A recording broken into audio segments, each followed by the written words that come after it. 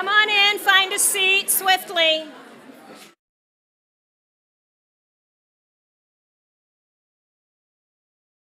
You will notice that we have a little gift for you. We have copies of faculty books. I trust that you will each take one copy and not multiple copies.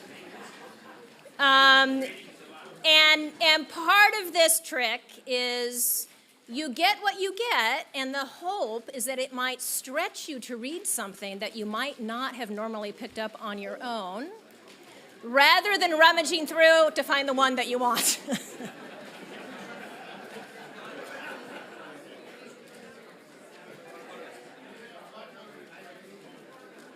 So, friends, I have a couple just housekeeping announcements to make. After our session here, I'll get up at the end and I'll announce again what rooms each faculty person is in. There are also signs posted, so 4 will be downstairs, 1 across the hall, and 1 will remain here. There should be signs outside the door of each one as well. And then after your workshops, we would like you to walk carefully and swiftly to the Mackay Campus Center, where we will have our alumni luncheon, where we honor 2 of our peers with 2 of our awards, the Distinguished Alumnus Award and the Alumni Council Service Award. And that will happen at lunch in the main dining room in Mackay Campus Center. And then the afternoon, after lunch, what we did this year is we moved dessert from being inside to being on the quad. And there's much excitement because the Mr. Softy ice cream truck is coming to the quad. At 1:45 too, so it should be there when you come out, and coffee and water will also be served on the quad. Our hope is that you'll just enjoy more conversation. Some of our organizations and entities at the seminary about which you might like to learn some more will also be out and have tables, so I encourage you to walk around to their tables and learn more about some of those things. Yesterday we talked about iron sharpening iron, and Thais Carter is going to be out at a table for iron sharpening iron, so that's one example of the tables that you'll find out there this afternoon. And then you get a mini free time. There's a couple tours at 2:30 if you'd like. You can tour the OMSC house and their art exhibit in there. That's the Overseas Ministries Study Center. You will meet, to do that tour, you meet on the chapel steps, and they will walk you to the OMSC house. The other tour is of the Wright Library and the archives. So if that interests you, be in the foyer of the Wright Library by 2:30. And the librarians will welcome you and will show you around the library. Then we have the Wine and the Bible event, which some of you have pre-registered for. And I think there's going to be a little swapping of who's going and who's not going. But at the moment, we have enough people that it looks like we need to make 3 van loops out from the Wright Library. So what we're asking is that everyone who's going to Wine in the Bible, if you would be in the Wright Library lot by 3:15. Some people have offered that they could take a person or 2 in their car if they're driving. If you would also show up around the shuttle area, and we can figure that out. We will try to do the 3 loops, but if we can make it 2 loops, then we all get out there faster and you can enjoy the farm and the teaching and the wine tasting that's going to happen out there from 4 until 6. So thank you. I'm sorry, but this is my only chance to get you all together and say a couple of these things. So now I'm going to confess, it's hard to pick, but I think this might be my favorite part of reunion, where I have the privilege of introducing our alumni to some of our faculty. Our faculty, in my opinion, are at the heartbeat of the institution. They're the people that we remember most when we graduate. We all have faculty stories that we love to share. Stories of how hard somebody was, stories of how much we grew in one class, stories of how much we hated a class, or whatever the story might be. The older we get, the more fond we become of every single one of those stories, I think, is what happens. So it's my privilege today to introduce you to our faculty in 2 ways. One is with the books that you found on your seat and the research and the work that they do. And second, to introduce you to these 6 And I have given them a challenge that they get 7 minutes each to talk with you. So we'll see how this goes. But, and so I'm going to stop talking. I'm simply going to tell you, they will wave who's here, and when it's their turn to come up, they will introduce themselves very quickly as part of their 7 minutes. So they will speak in this order. We have Professor Kenda Dean, wave.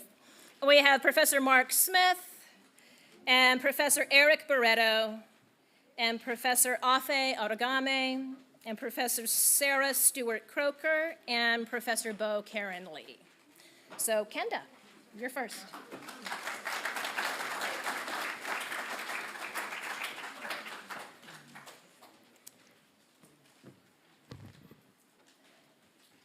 Okay, well, first of all, we'll see if I figure out what order these go in.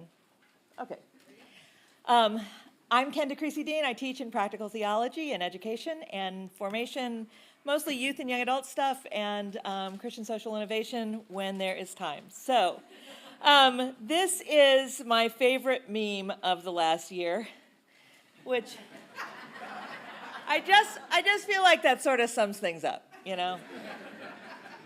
And we know that churches are struggling with 4 converging realities all at the same time right now. They are, you know, they're struggling to fund ministry because old financial models aren't working anymore. We're finding, we're going to talk about this, how young people are actually being religious in ways that don't require them to become part of a faith community for their faith to matter to them. That leads to a third struggle for churches. What does it even mean to be a church if people don't gather for worship? What does it mean to be a church when people are meeting their religious needs outside of faith communities? You know, what does that look like? And, oh yeah, the world is on fire, so how are we supposed to speak into that? So we're going to talk today and in the session afterwards about shipwreck. And Niebuhr talked about this as when that thing which you thought would hold you gives way, right? Kind of an existential understanding of shipwreck. And you might remember these guys. Anybody remember the name of the eels in Little Mermaid? Flotsam and Jetsam, right. So we are filled with flotsam and jetsam in our congregations right now. And we'll talk about that in light of Acts 27 in the next session. And you might remember where they all wind up after the shipwreck in Malta. They don't know where they are, but do you remember the name of the island where they wash up? You're preachers, this is scary. You passed Bible content exams. Anyway, Malta, remember? Okay. So anyway, this is the reason, I know. Oh yeah, the Little Mermaid did not wash up on Malta. That was my bad, yeah. So we are doing ministry on Malta is kind of our theme. And we're going to find that there's some good news in this shipwreck story, that we find ourselves on unfamiliar terrain. We don't know where we are either, now that we've been washed up on this post-pandemic shore. We have tools available to us that are strange and unfamiliar. They're there, but ChatGPT, anyone, right? Who saw that coming? And the people are unfamiliar too, even when they're our own children, because they are not making religious sense of the world in the way we did. And so one of the things that we're going to talk about is the fact that the religious identity cocktail, these are the 3 things sociologists have measured when they have looked at religious identity, really since the beginning of looking at religious identity, is these 3 things. You know, what do you believe? What do you belong to? How do you behave? And the idea was that these circles influenced each other, right? And they influenced each other in a way that would bring them closer together, so that if you had a strong religious identity, you would have a larger center converging of these circles. And so when I was in seminary, the idea was you wanted to bring these circles together. That's what our job was as people in Christian formation. The problem is the research on the nuns, you've heard about the nuns, right? The people who claim no religious affiliation in particular. It's a little more nuanced now than it used to be, and it turns out that you can be a nun in a lot of ways. Some people are nuns because they don't believe, but they might belong to a religious community. They might behave in ways that we recognize as being religious. You might belong to a religious community, but you don't believe what they teach. You know, so these circles are breaking apart, right? And particularly among young people, Gen Z and Gen Alpha, they've been described as massively spiritually curious, but they are meeting their spiritual needs in places outside of traditional religious communities.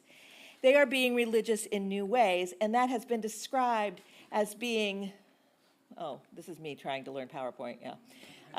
Their faith is unbundled, kind of like your cable bill, right? Where believing, belonging, behaving no longer are tied together in the same way. Religious engagement, for example, is no longer equated, this is among Gen Z and Gen Alpha, with being involved in a faith community. That is not a necessary thing for them.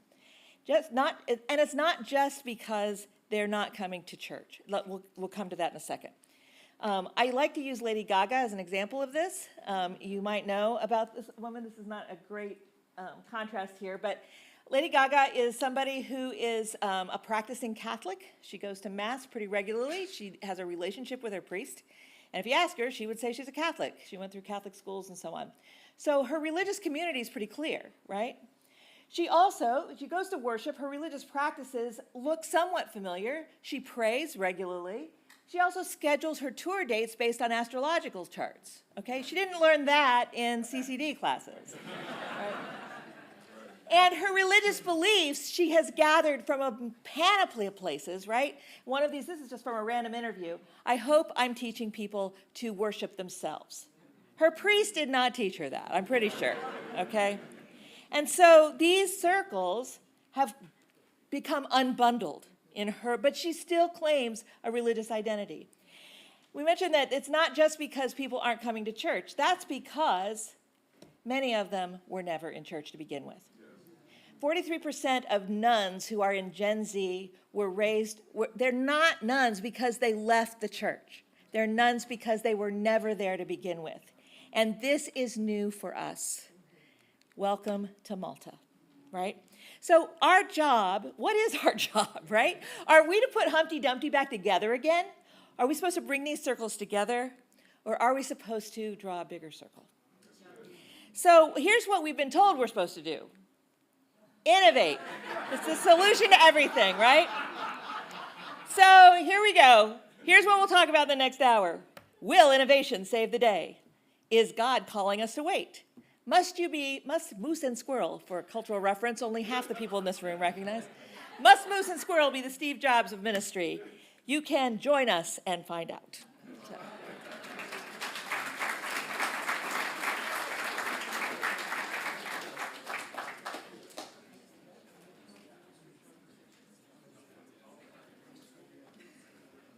Good morning.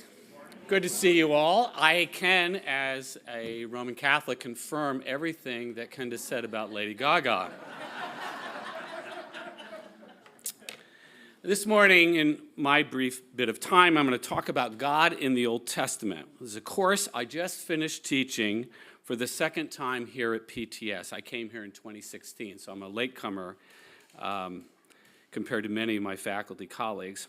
And I hope someday to turn this course into a book, because that's one of the things a lot of us do. And as I hope it will be the culmination of a number of books on God that I have done over the years.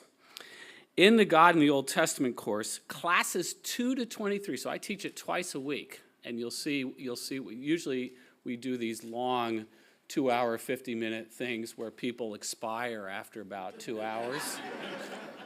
But I do it, which is what most of my courses are, so I see them expiring. But I teach this one as 24 units over 12 weeks, because each class, especially between classes 2 to 23, are devoted to looking at God in a particular book of the Old Testament. And I start with Genesis, and I end where I end. Actually, I end with Daniel in the way I set this up, because I want the end to come at the end. And Daniel's all about the end.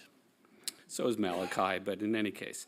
My chapter 24 is my effort to tie some of the threads together from the course. And that's what I will be doing downstairs in Stewart 2. Today, if I were doing the first class, what I do every class is I start by saying, this is what we're going to do today. and I list the things off for each class. And then I offer a prayer, because when I interviewed here, a student said to me, I wish our faculty were more spiritual with us in class. And I had a great and I never did that before I came here. I came from New York University. We do not do that in class. I was there for 16 years before I came here. But I had a great teacher, or a couple of great teachers at Catholic University, and one was Charlie Curran. And Charlie Curran, a name that might be familiar to you as the scourge of Cardinal Ratzinger, was a wonderful professor of moral theology who always respectfully presented the teachings of the church, but he also presented other things too, like the Achilles heels of some of these positions. But he opened every class with a prayer. And so that resonated for me. So I do that every class. And then the first class, if this was my first class, we would do introductions, which is kind of what I was asked to do today. So I usually, at my first class, I ask all the students about themselves. I ask them what their interests are, why are they taking this class, so that I get some sense of what I ought to be doing in class. And it helps me a lot to think about when I move forward. And when I introduce myself, I tell them I've been studying God a long time. I mean, my easily going back to my PhD dissertation at Yale, 1985 was my graduation date. It wasn't the usual way into God or divinity, because my dissertation was on the Ugaritic craftsman god named Kothar Wachasis. But Marvin Pope, who was my advisor, author of 2 Anchor Bible commentaries, Song of Songs and Job, was deeply interested in divinity. Everything he was doing was tied into divinity. It turned out we were an absolute wonderful match together. So all my books are about God in one way or another, except for my monograph on the scourge of many students, the Vav consecutive. All right. So I am Roman Catholic, as you've heard. I'm the son of 2 PhDs, both devout Roman Catholics with a daily practice of daily Mass. I have 8 siblings, whom I'm going to see this afternoon on a Zoom call that we do every other week. It's great heritage to my parents, who have both, of course, passed away by now. I was in Catholic schools for 16 years. I sometimes say I was incarcerated for 16 years. But I'm out on parole. I went to Hopkins, Harvard, Yale, and the Hebrew University for another 9 years. I am proud to be Catholic, but not so much in terms of doctrine or hierarchy. I'm grateful to participate in a Catholic sense of the mystery of God and in the life of the intellect and the spirit and prayer. I teach Psalms here. I teach Genesis. I teach Judges. People say, why Judges? Well, I've got one reason that sounds good, and then there's the real reason. The reason that sounds good is Judges, because that's the way people really are. That's Judges. The other reason is I happen to be in the middle of a 2-volume commentary on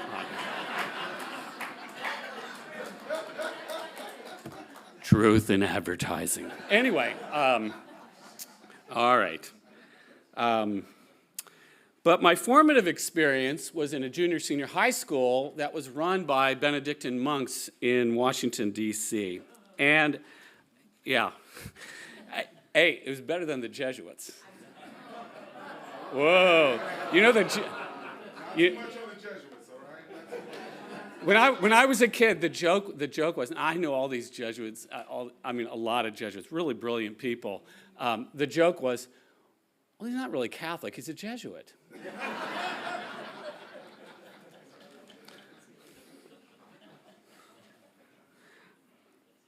All right, so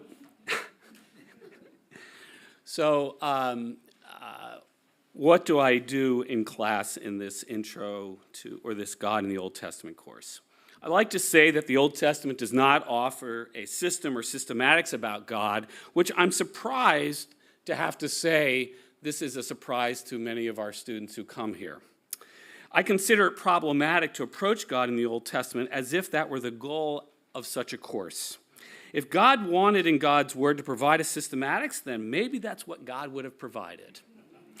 It was precisely the insight of Luther and many other reformers that the Bible is not a systematics or a divine book inviting its reader to a systematics, but a divine book inviting people to life with God. Old Testament Hebrew Bible is a series of reflections on God, prayers to God, sermons about God and Israel, past, present, future, presented to and by Israel over the course of a millennium or so.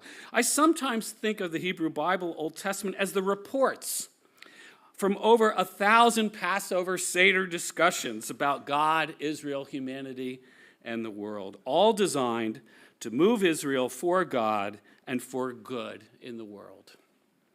Thus, not a systematics, the Old Testament instead offers something beautiful and mysterious, and for me, ultimately consoling. A kaleidoscopic vision of divinity, not only light versus dark in Genesis 1, but both light and dark, Isaiah 45:7, and no less the rainbow. Debates over creation, or how the land was or wasn't conquered, or over why God let Israel be defeated and taken into slavery and captivity, or over when and how God would redeem the oppressed, the captives, Israel collectively, and the lone individual. These were all subject to different views in ancient Israel, and the Bible preserves so many of them. There was no single answer at even a single moment in time, but in time these were fashioned into something more than a series of discussions or debates. In the words of my faculty colleague in Old Testament and my classmate at Yale in the early 1980s, Dennis Olson, who was retiring this semester after 37 years as a professor here at the seminary, has written the following words about one of his favorite biblical books. Quote, Exodus is about building a community of God's people out of diversity, conflicting and even contradictory traditions about God are allowed to stand side by side without harmonizing the differences. These polarized voices and traditions come together in service to a larger shared unity in one God, one story of deliverance, one covenant of community, the delicately balanced love and law, judgment, and society. That's what I'm going to talk about downstairs.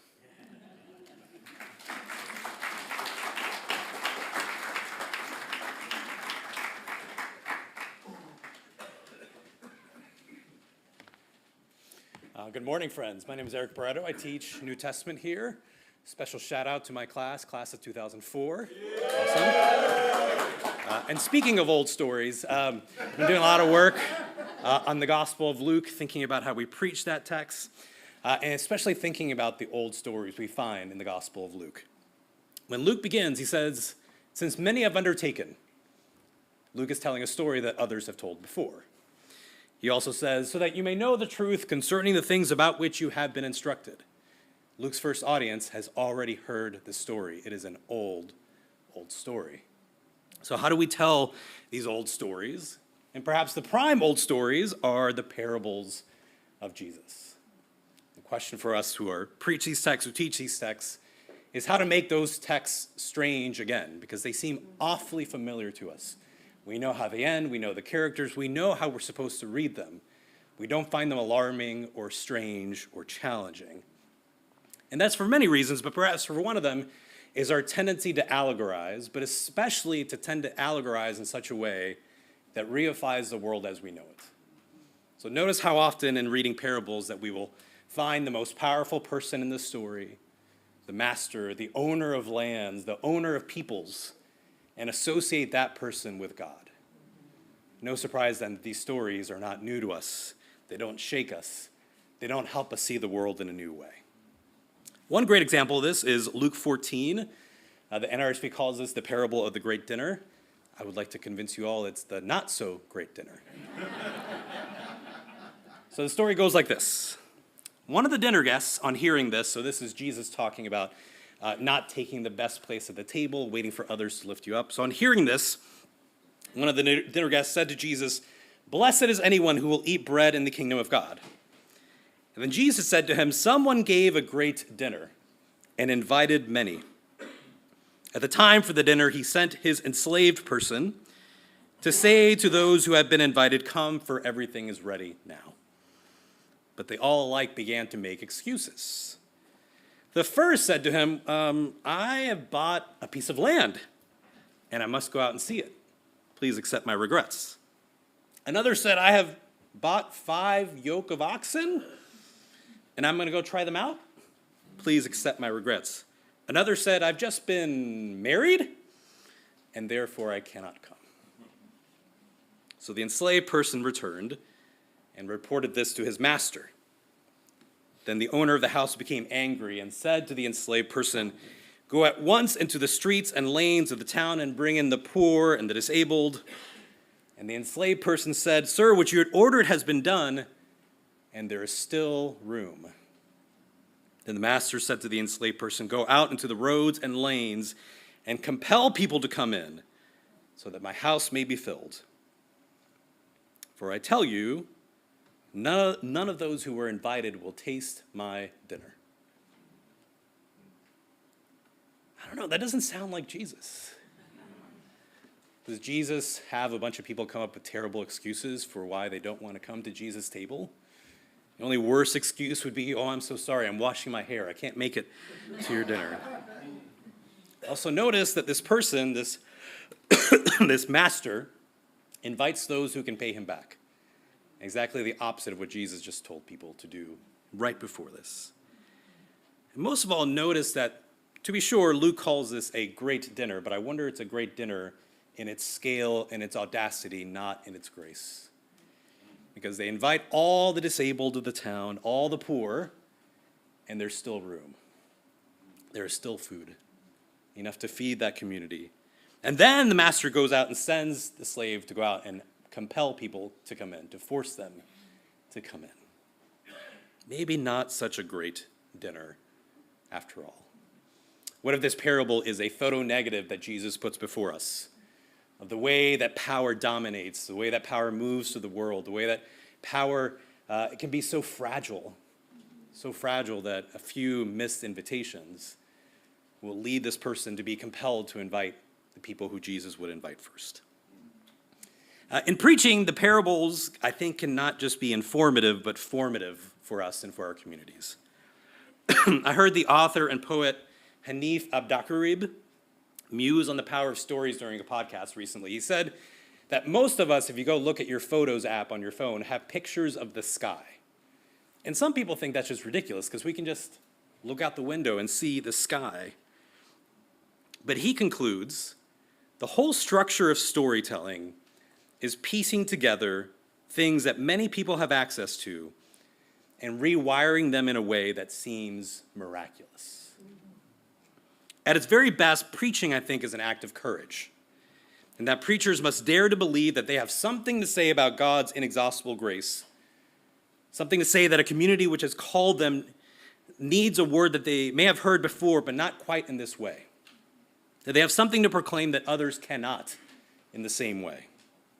Preaching is also a continuous act of repentance and repair, for inevitably we will find ourselves regretting what we have said and left unsaid, learning anew the limits of our imaginations, confronting again the depths of the harm we have caused and will cause, needing to pursue repair as we lean into the power of forgiveness. Preaching is thus an impossible act between trust and doubt. And I wonder if that's never truer than when we dare to preach the parables of Jesus.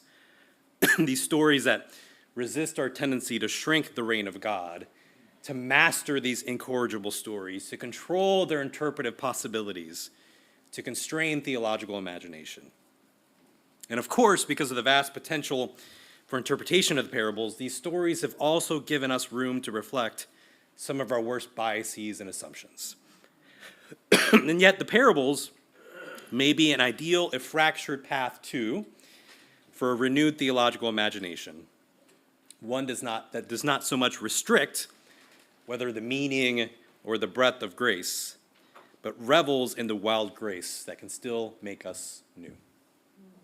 So we'll work on reading Luke backwards downstairs. See you there.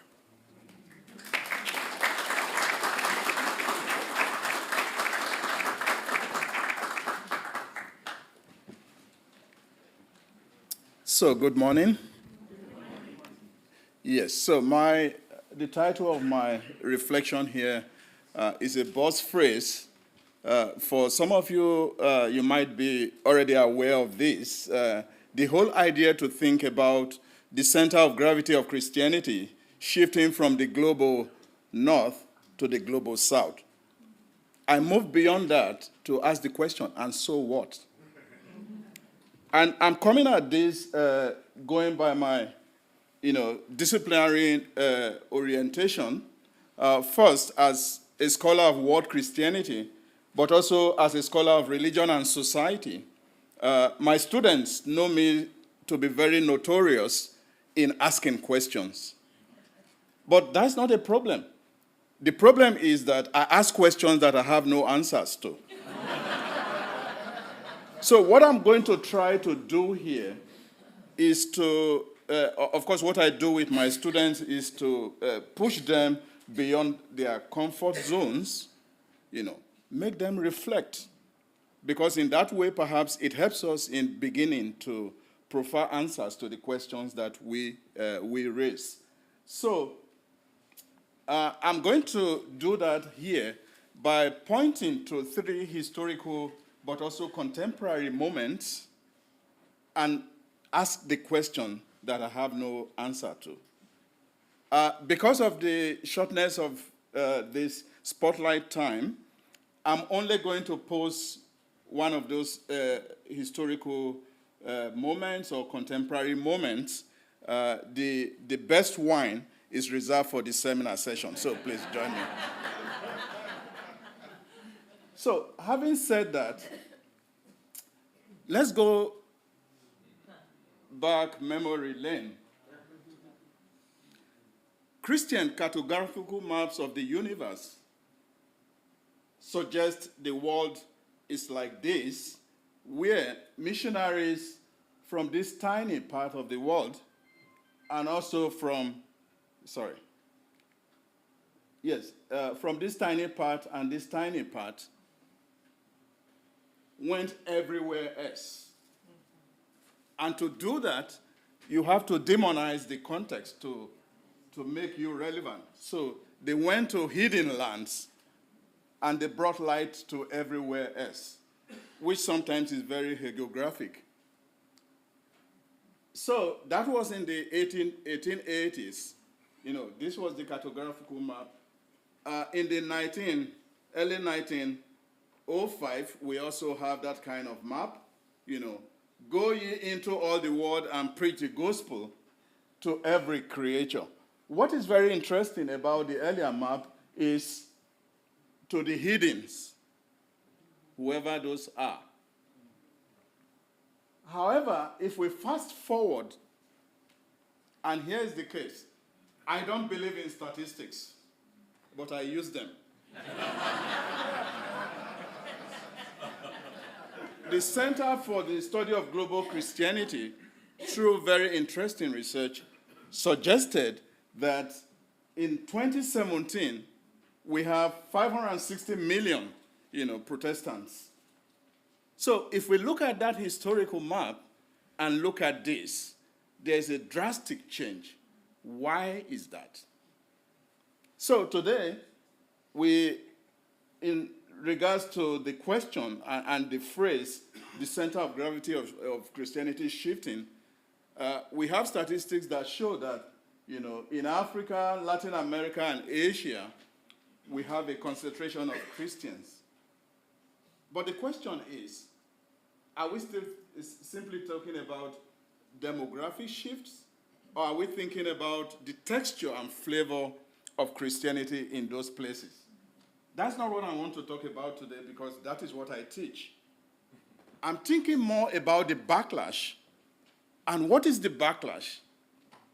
And this is one of the historical moments or contemporary moments that I think about. And what is important is that we are beginning to witness, a new dynamic where, at the same time, what used to be the former heartlands of Christianity is witnessing decline. Why is that? Broad-based declines in share of Americans who say they are not Christian, they are something else. My colleague talked about the nuns and so on, even though they say Christian nuns. Yeah. So this is what we are beginning to witness demographically, but maybe otherwise.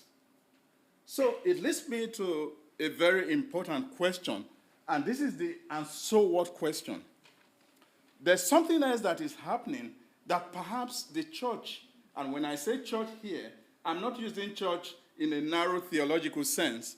I'm using church in a sociological sense. Why is it that the media and the public is paying more attention to these historical and contemporary moments than the church? And one of those historical and contemporary moments is what is now being referred to as reverse mission.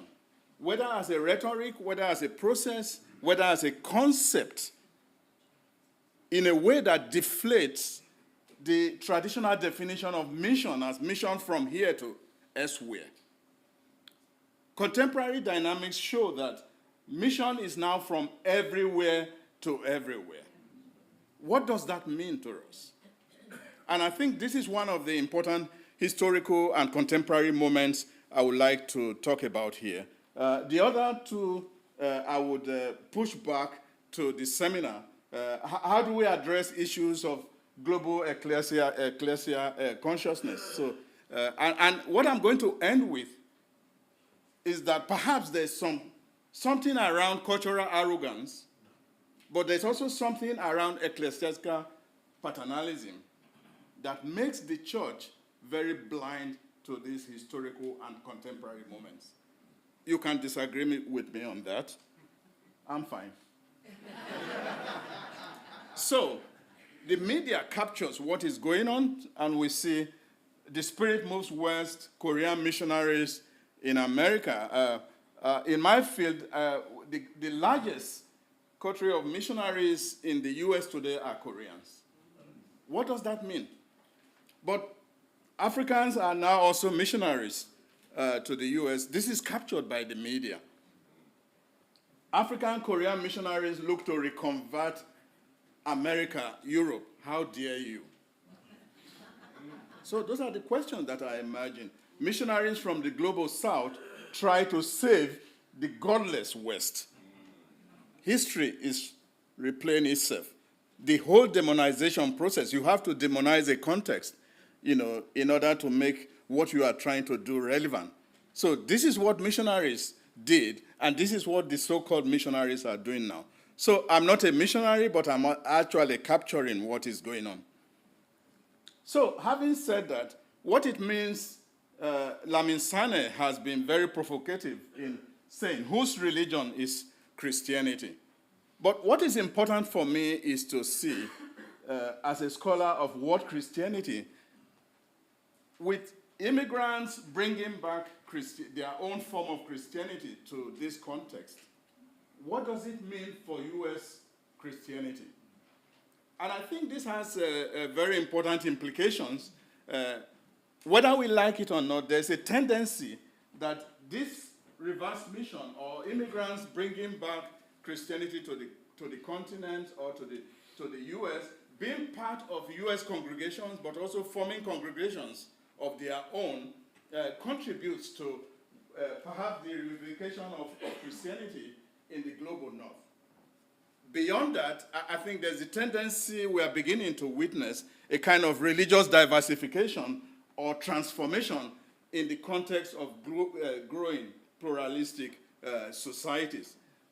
I would suggest also that perhaps this tendency helps to deconstruct, but also to demystify ecclesiastical paternalism that we witness within Christian circles. we're also witnessing what I would call importation of priests, in a way that they are attempting to fill a spiritual vacuum, where many churches either do not have a congregation or do not have, a clergy. And whether we like it or not, whether Presbyterian or Pentecostal or evangelical or, Methodist or Episcopal circles, this is happening. But are we paying attention to what this means for us? And I think, finally, it's important to think about the attitude of American churches and the public. I think what I would like to suggest is that the media is capturing this much more than Christians, much more than the American churches. Why is that? So I want to leave you with 3 important questions, and perhaps in the seminar session you can give me answers to that. So my first question is, how is and will the drastic changes in Christianity's geography impact theology, mission, and ministry? Question 2. In what ways can immigrant Christians' theologies of everyday life enrich Christians' classroom theologies and vice versa? What lessons for immigrant Christians, Christian missionaries in the US and in Europe, in a way that we see missionaries today falling into the same cultural traps that earlier missionaries fell into? And I say this against the backdrop of what one might call cultural arrogance, cognitive arrogance, but also ecclesiastical paternalism. So join me in answering these questions in the session that follows. Thank you.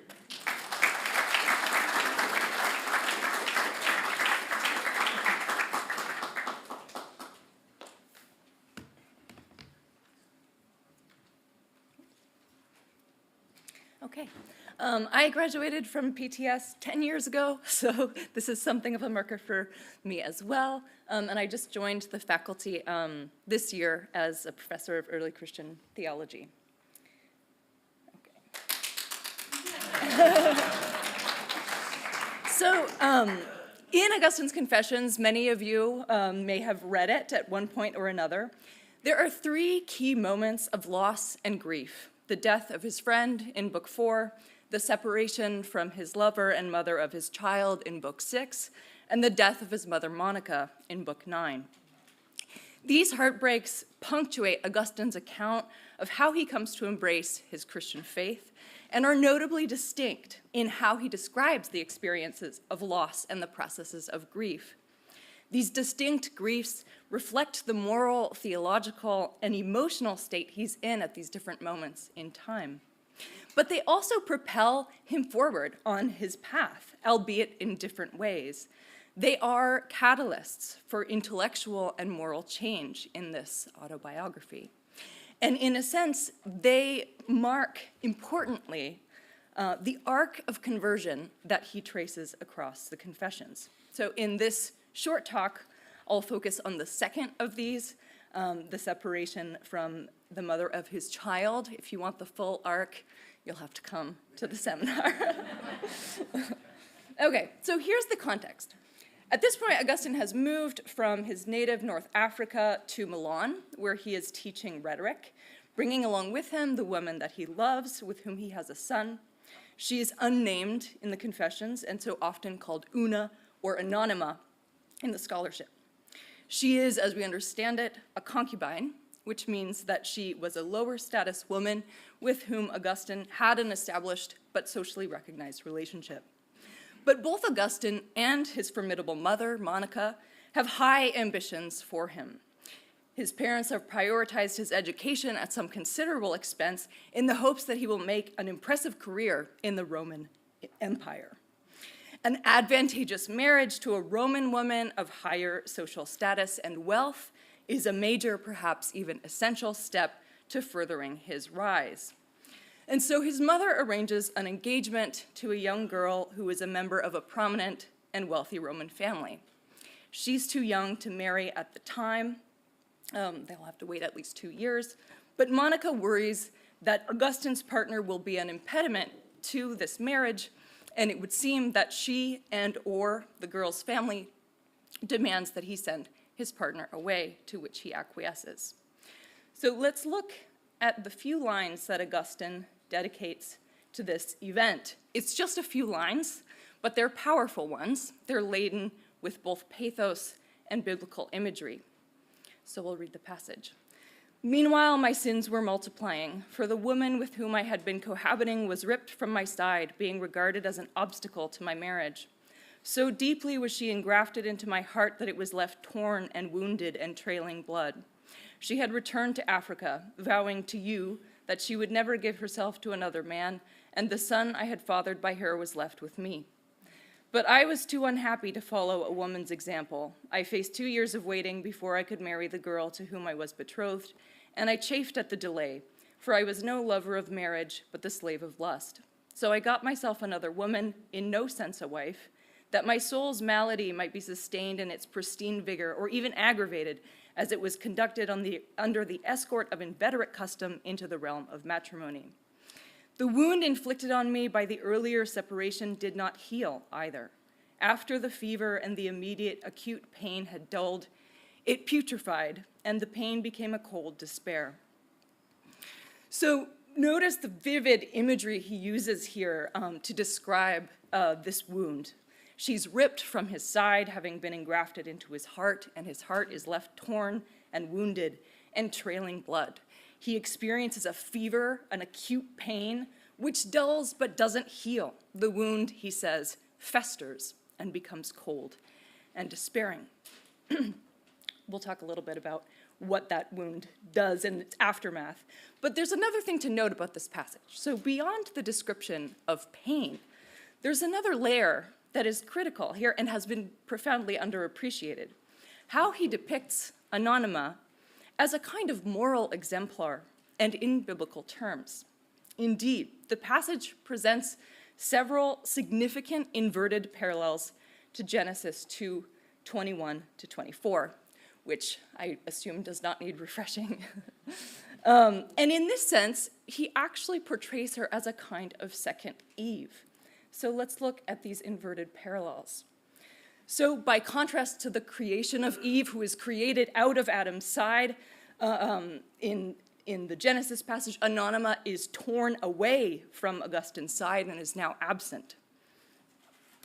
Augustine loses his companion, by contrast to Adam, who gains one.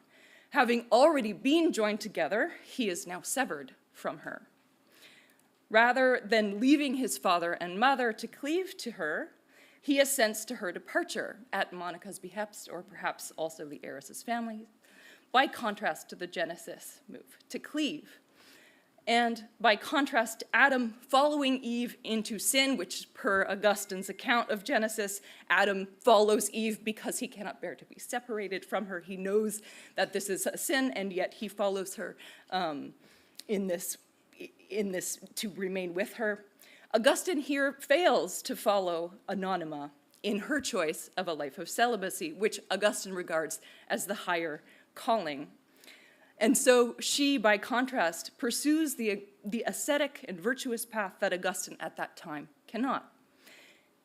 And by contrast to Adam's wound, his wound does not heal, but festers. Anonyma here, as I'm sort of arguing, presents a kind of second or inverse Eve. And in this sense, he does something significant in painting this portrait of her.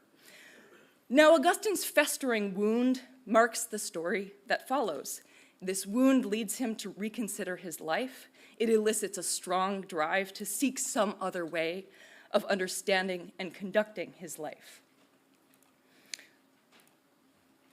And we'll just read this brief passage, for example. So, as in silence, I vigorously pursued my quest. Inarticulate sufferings of my heart were loudly pleading for your mercy, but all of it came to your hearing. how I roared from the groaning of my heart, and my desire was before you, and the light of my eyes was not with me. Over the course of the next couple of books in the Confessions leading up to his conversion, Augustine progressively breaks from the shape of the life that he and his mother have anticipated and worked so hard towards, ultimately leaving his teaching position, leaving Milan, and breaking off his engagement. And in significant regards, it's his heartbreak that propels him forward in this. This grew out of my wound, for you have humbled the proud like a wounded man. My swelling conceit separated me from you, and the gross swelling on my face closed my eyes.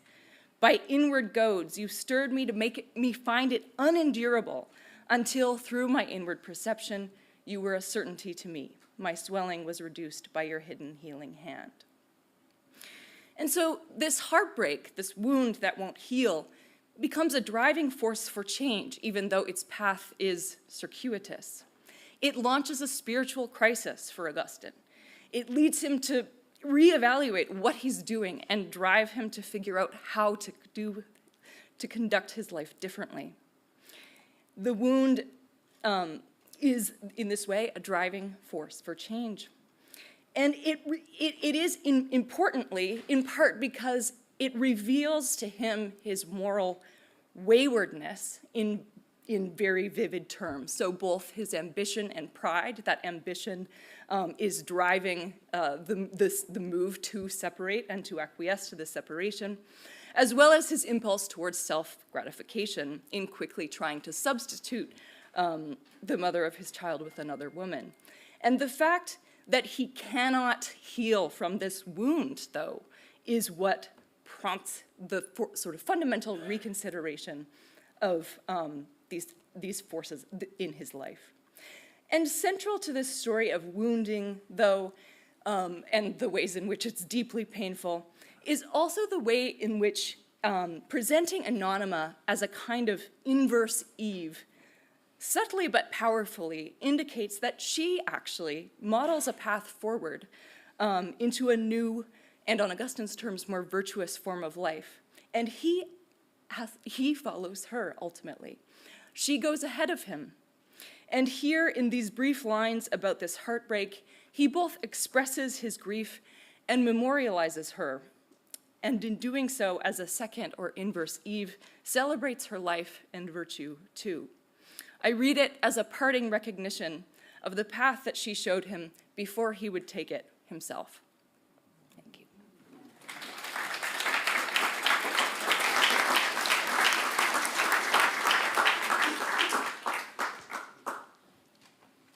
Can you all hear me okay? Yes. It's so good to see all of you. Thanks to my colleagues. I really enjoyed hearing from each of you. Wish I could be a fly on your walls. I'm so curious about your stories, what brought you here. Some of you have been apart from the seminary for 25, 35, 45, I'm guessing maybe even 50 years. Anyone more than 50? Wow.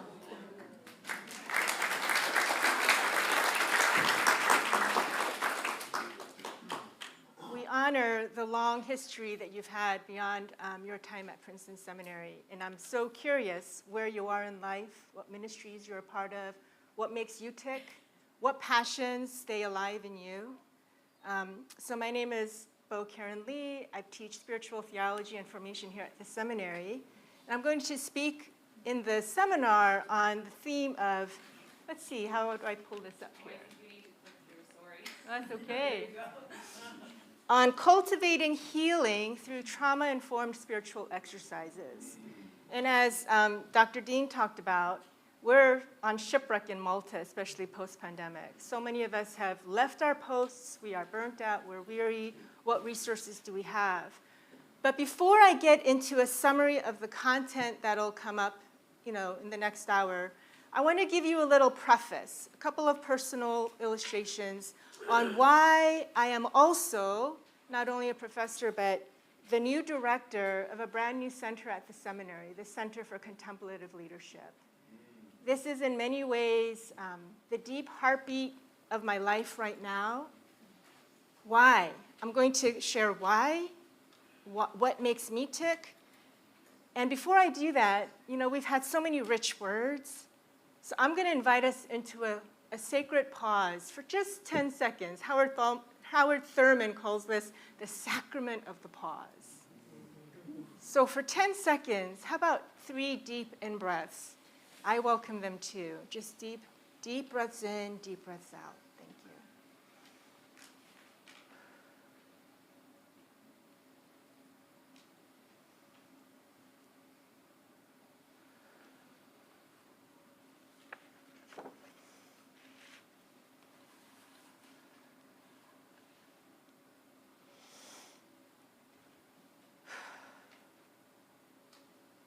Come, Holy Spirit. 5 days away from Pentecost, right? Amen. So I have the gift in my life of a dear pastor friend who's more like a mentor to me. For some reason, he always says to me, "Bo, what are your latest prayer updates? My prayers for you are getting stale." He loves to pray for me. How in the world did I receive this gift of a mentor? He explains to me the reason I pray so much for you is because I care about your students, the seminary. Because our seminarians are, and he worked with many of them through different field ed sites and different projects with me, our seminarians, our dear seminarians, are withering on the vine, or more accurately, withering off of the vine. He noticed that many of my students spoke of a loss of connection with their original sense of call, purpose, vision, and passion, and even, in many instances, a loss of connection to the God who had originally called them. So the attrition rate beyond seminary is alarmingly high. If you check 5 years, the rate, low. Now, if these folks are being called to other purposeful vocations, God bless all the ones who choose something other than ministry. But in many instances, these folks started with a passion and a drive, and they burned out. They wanted to stay the course, but they couldn't. And so they leave not with renewed vigor for something else, but with exhaustion and a feeling of disappointment, maybe personal failure, and it takes a while to recover from this. I have a dear colleague who is at risk of this. And one of the reasons I allowed this vision of the center to be birthed in me is because of one phrase she said at one of our annual retreats. We created something called a listening circle, but it's contemplative. We don't just listen to each other talk, blah, blah, blah, blah, blah. But contemplative simply means coram Deo, lifting our gaze to the presence of God. Or as Ignatius of Loyola, one of my favorites, calls it, the founder of the Jesuits, gazing on the God who gazes upon me with love. That is the moment of intimate contemplative prayer.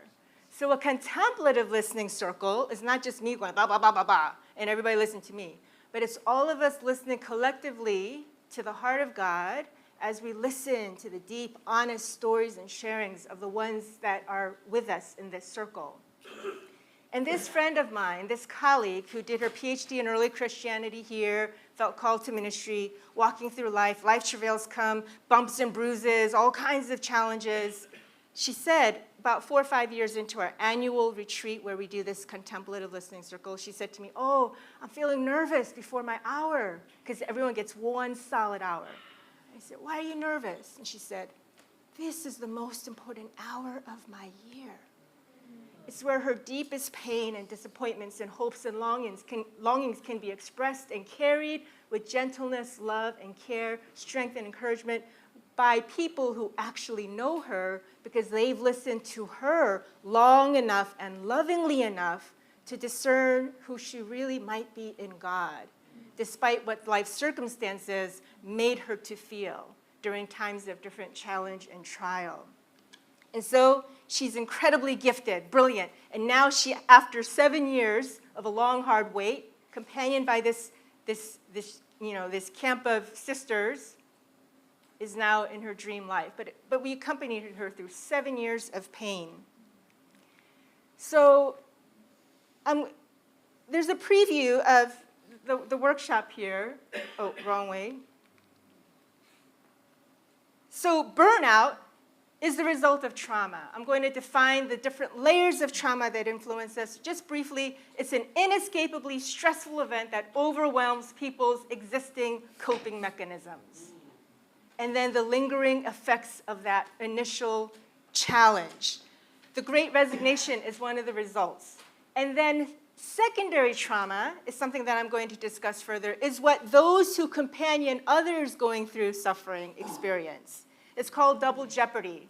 Because if you are trying to companion someone else and you have trauma living somewhere hidden in your body cells and tissues, then your own unresolved traumas will get re-triggered.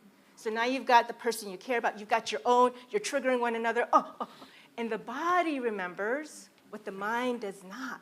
So if something happened to you in childhood, you've successfully forgotten and buried it, well, it will be reactivated if it hasn't been recalled and lovingly tended to. Double jeopardy. The net effect of these various layers of trauma is what some authors call alarmed aloneness, or what my colleague Kim Wagner calls fractured ground. The things that I relied on before, no longer reliable. And I find myself in this situation. I'll give the history of this in the next hour, but can anyone just gaze on that and throw out a noun or an adjective for what this image evokes? Tragedy, sadness, loss, war, longing. What you feel when you're attacked by the one you serve. I like to call this cosmic orphanhood, or loss of attachment to the one who first called me. I don't have a mother, therefore I have to draw one on chalk, but I'm embraced by illusory figures, and it's really cold asphalt that's carrying me. And so this is the result of trauma, alarmed aloneness. Many scholars talk about needing a relational home in order to be healed of trauma. But trauma causes us to feel and live and breathe like this. Rather than knowing the embrace of the one who first called us, we become what Henry Nouwen calls the elder child. And Henry Nouwen, in his book, The Return of the Prodigal Son, says, ministers, theologians, pastoral counselors are very much the first child. We lurk in the shadows, watching God's grace dispensed to others. In fact, we proclaim it. God is there for you. God is there for you. I do my ministry calls. I sit with you at the hospital. Meanwhile, I come home and I'm aching and I'm wondering, okay, what about me here? I'm carrying everyone else's pain. Who will carry mine? And I witness. I become a bystander to the good news for everyone else while I lurk in the shadows. And so contemplative, oops, I don't know what happened there. Oh, maybe, okay.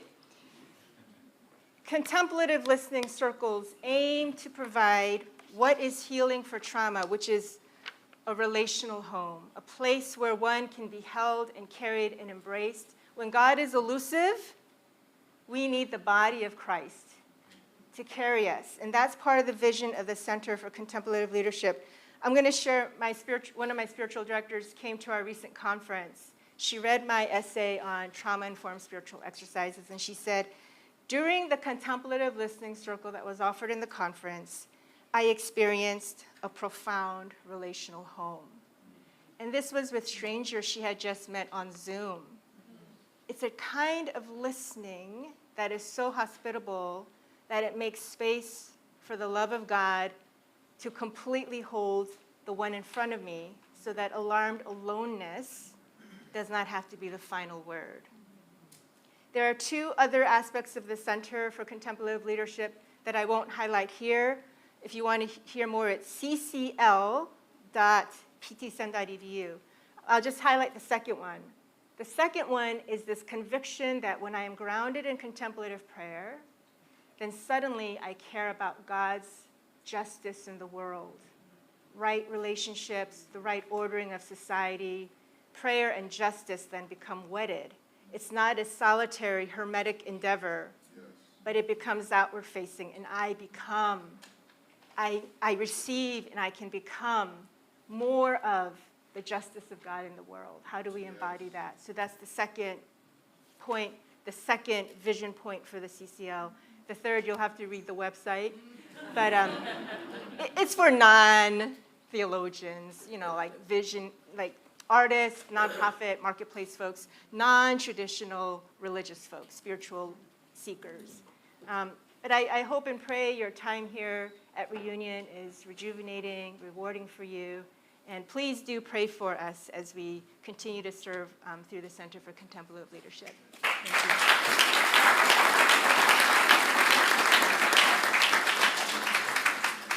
All right, and now I'm going to try to remember where you all are teaching because I lost it. I had it here. Kenda, you are here. And Eric, do you remember? 1, 2? 1, 2, 4, 3, and 5. Okay. So Kenda's here, Eric's in 1, Mark's in 2, Afe's in 3, Sarah's in 4, and you're in 3, Sarah's in 3, Afe's in 4, Bo's in 5 right across here. 1, 2, 3, 4 are on the first floor. There should be signs outside the doors as well. And the seminars conclude at 11:45, so move swiftly.